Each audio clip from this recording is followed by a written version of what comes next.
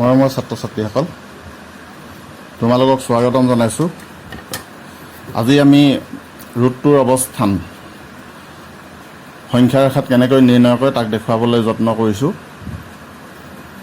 ইয়াত মই আগতীয়াকৈ এইটো মোবাইলটো ধৰিব লগা হোৱাৰ বাবে মই আগতীয়াকৈ আঁকি ল'লোঁ ৰুটটোৰ অৱস্থান। এতিয়া আমি কেনেকৈ কৰিব লাগিব মই গোটেইকেইটা ষ্টেপ দেখুৱাই দিম। ধুনীয়াকৈ চাই থাকিলে মানে আমি শিকিব পৰা যাব ভালকৈ, মোবাইলত আৰু ভালহে হয়। তাৰ কাৰণে আমি এডাল সংখ্যা ৰেখা বনাই লৈছোঁ। তো সংখ্যা ৰেখাডাল মন কৰিছা যে তোমালোকে স্কেলটো এনেকৈ ল'লোঁ। মই যেনেকৈ নলওঁ, আমি 2 চেণ্টিমিটাৰক 1 বুলি ধৰিছোঁ। ইয়াৰ পৰা ইয়ালৈ 2 চেণ্টিমিটাৰ আছে, এইটো 1 বুলি ধৰিলোঁ। ইয়াৰ পৰা ইয়ালৈ 2 চেণ্টিমিটাৰ, এইটো 1 বুলি ধৰিলোঁ। ইয়াৰ পৰা ইয়ালৈ 2 চেণ্টিমিটাৰ আছে, এইটো 1 বুলি ধৰিলোঁ। 1, 2 হৈ গ'ল।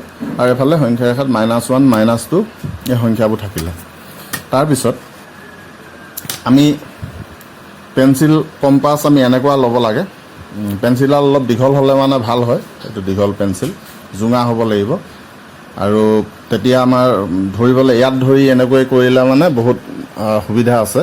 এইটো আমি কিছুমানে প্ৰায় দেখা যায় এনেকৈ লৈ এনেকৈ ঘঁহায়, নহ'লে কিছুমানে এনেকৈ লখাই লৈ তাৰপিছত বহীখন ঘূৰাই।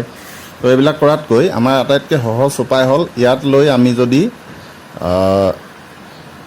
এইটো এনেকৈ ঘূৰাই দিওঁ ধুনীয়াকৈ, চাপবোৰ এনেকৈ আঁকোতে এবাৰেই আঁকিব লাগে ধুনীয়াকৈ ভালকৈ বহাকৈ। তো আমি যদি এনেকৈ ঘূৰাই দিওঁ তেতিয়া দেখোঁ যে বৰ সুন্দৰ ছবিবোৰ ভাল হয়, নিট এণ্ড ক্লিন হয়। এতিয়া ৰুটটো কেনেকৈ উলিয়াব লগা হৈছে, আমি প্ৰথমতে ইয়াৰ পৰা ইয়ালৈ একক মানে 2 চেণ্টিমিটাৰ আছে, ইয়াৰ পৰা ইয়ালৈ আমি 1 ধৰিলোঁ। আৰু ওপৰফালেও এনেকৈ 2 চেণ্টিমিটাৰ 1 একক এটা লৈ ল'লোঁ ওপৰফালে, একদম লম্বভাৱে বুলি ক'লে আমি জানিব লাগিব লম্ব মানে আমাৰ স্কেলডাল এই আঁচডালৰ লগত ধুনীয়াকৈ মিলাই ল'লে হৈ যায়। এই আঁচডাল মন কৰিছানে? এইটো আঁচটো এই আঁচডালৰ লগত মিলি গ'লে ধুনীয়াকৈ লম্ব হৈ পৰিব। তো আমি এনেকৈ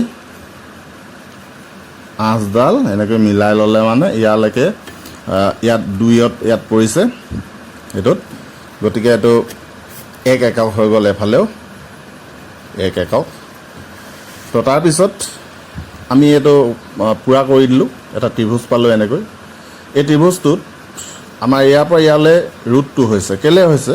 ইয়াত পাইথাগোৰাছৰ সূত্ৰ প্ৰয়োগ কৰিলে আমি দেখিবলৈ পাওঁ পাইথাগোৰাছৰ সূত্ৰ মতে হাইপটেনিউছ স্কুৱেৰ মানে অতিভুজৰ বৰ্গ, অতিভুজৰ ওপৰত অংকিত বৰ্গ, ভূমিৰ ওপৰত অংকিত বৰ্গ আৰু পাৰ্পেণ্ডিকুলাৰ মানে লম্বৰ ওপৰত অংকিত বৰ্গৰ সমান হয়। এইটো লগালে মানে ইয়াত হ'ব OB square equal to OA square AB square. ইয়াৰ মানটো Oৰ পৰা A লৈকে 1 স্কুৱেৰ, আৰু এইটো ইয়াৰ পৰা এডোখৰ 1 আছে, গতিকে 1 স্কুৱেৰ হৈ গ'ল। 1ৰ বৰ্গ 1 আৰু ইয়াত 1 2 হৈ গ'ল। তো OB স্কুৱেৰৰ মান হৈ গ'ল 2। এতেকে OB ইকুৱেল টু আহিব, OB উলিয়ালে এফালে বৰ্গটো এফালে গ'লে বৰ্গমূল হয়। আমি ইয়াত প্লাছ মাইনাছ ল'ব লাগে, কিন্তু মাইনাছটো আমি বাদ দিছোঁ, +2 ধৰিছোঁ। OB equal to √2। ইমানে কৰিলেই আমাৰ এইটো হৈ যায়। তো আমি শিকিলোঁ এতিয়া ৰুটটোৰ অৱস্থান কেনেকৈ নিৰ্ণয় কৰিব পাৰোঁ। আমি শিকিলোঁ ইয়ালৈকে ৰুটটো হৈ গ'ল, OB ৰুটটো আছে। এতিয়া আমি জানো এটা বৃত্তৰ ব্যাসাৰ্ধবোৰ সমান। ইয়াত যিমান হ'ব, যদি এইটো 5 চেণ্টিমিটাৰ হয়, এফালে ব্যাসাৰ্ধ টানিলেও 5 চেণ্টিমিটাৰ আহিব। গতিকে আমি কি কৰিলোঁ এতিয়া, ইয়াত যিহেতু ইয়াৰ পৰা ইয়ালৈকে ৰুটটো আছে, তো গতিকে আমি সংখ্যা ৰেখাত ইয়াত চাব লাগে ক'ত আহিব ৰুটটোতো। গতিকে আমি কি কৰিলোঁ, ইয়াত পেঞ্চিলৰ কম্পাছৰ জোঙা মূৰটো থ'লোঁ, পেঞ্চিলডাল এনেকৈ হিচাপ কৰিলোঁ ক'লৈকে বহে, ইয়ালৈকে বহিলে। এতিয়া ইয়াত আমি এনেকৈ যদি এটা চাপ মাৰি দিওঁ, ই সংখ্যা ৰেখাটোত এই বিন্দুটোত কাটিলে, এই বিন্দুটোত। গতিকে আমাৰ ইয়াৰ পৰা যিহেতু এইটো একে বৃত্ত ব্যাসাৰ্ধ, এইটো যদি ৰুটটো আছে, ইয়ালৈকে ইয়াৰ পৰা ইয়ালৈকেও √2 হ'ব।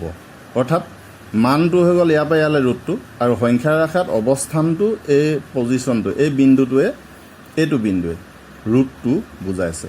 ধৰা এইটো বিন্দু যদি আমি চি বুলি কওঁ, ইয়াত লাষ্টত লিখি দিব পাৰোঁ আমি ইয়াত, তো চি বিন্দুটোৱে ৰুট2 স্থান বুজাইছে। তো ইমানখিনি কৰিলে আমাৰ এইটো সম্পূৰ্ণ হৈ যাব। ঠিক আছে, থেংক ইউ।